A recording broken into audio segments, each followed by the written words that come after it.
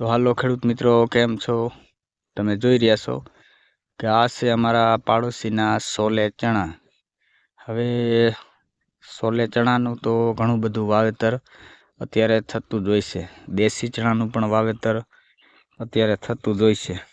તો મિત્રો, આ સોલે ચણા તમે જોશો કે અમારા ડેમની જમીન ઉપર ભેજ હોવાને કારણે જો થોડુંક ભેજવાળું પડવું હોય અને ચણા વાવી દીધા હોય તો એક પણ પિયત આપવું નથી પડતું ને ચણા પાકી જાય છે. મિત્રો, અમે પણ આના પહેલા વર્ષે ડેમ જ્યારે ખાલી હતું, અત્યારે તો આ વર્ષે તો ડેમ ઘણું આખું ભરી ગયું હતું.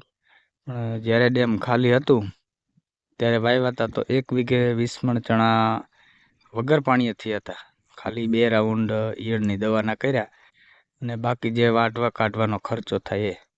બાકી એમ કહેવાય ને કે ખર્ચ વગરની ખેતી, એટલે પિયત વગર જે ચણા પાકી જાય અમારી ડેમની જમીન ઉપર. હવે તમે જુઓ કે આની અંદર એક પણ પાણી પાયું નથી.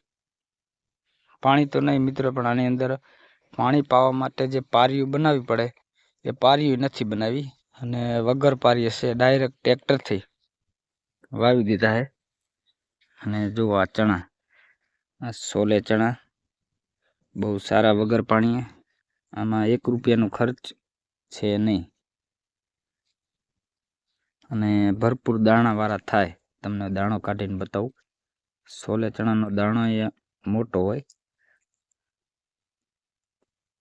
હવે જુઓ મિત્રો, આ છે સોલે ચણાનો દાણો, જે ખાવામાં તો ઓછા હાલે લીલા માર્કેટની અંદર, પણ આનું જ્યારે રસોઈ બનાવવાની હોય ત્યારે લગ્ન પ્રસંગ કે ગમે તે ઝાઝું મોટું રસોડું હોય ત્યારે આ સોલે ચણાનો ઉપયોગ થતો હોય છે.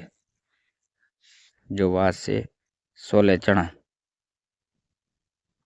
એટલે મિત્રો, ખાસ કે અમારી ડેમની જમીન ઉપર જો બુડી જાય તો અમારે 1 રૂપિયામાંથી લેવાનો ન હોય, બધું બુડી જાય. ને જો થઈ જાય તો જો આ 1 પણ રૂપિયાના ખર્ચ વગર આ દેશી ચણા, સોલે ચણા, દેશી નહીં, સોરી મિત્રો.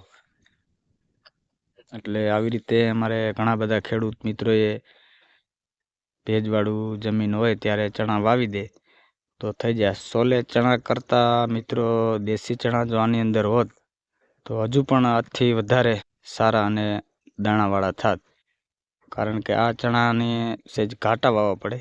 1 વીઘે મિત્રો અમારે અહીંયા 20 કિલો ચણા વાવે. 1 વીઘામાં 20 કિલો ચણા વાવે, પણ આમને તો લગભગ 10 થી 12 કિલો વાવેતર કર્યું છે. તો ખેડૂત મિત્રો, તમે પણ જણાવજો કે તમારી જમીન ઉપર કેવા ચણા થાય છે. જય જવાન, જય કિસાન.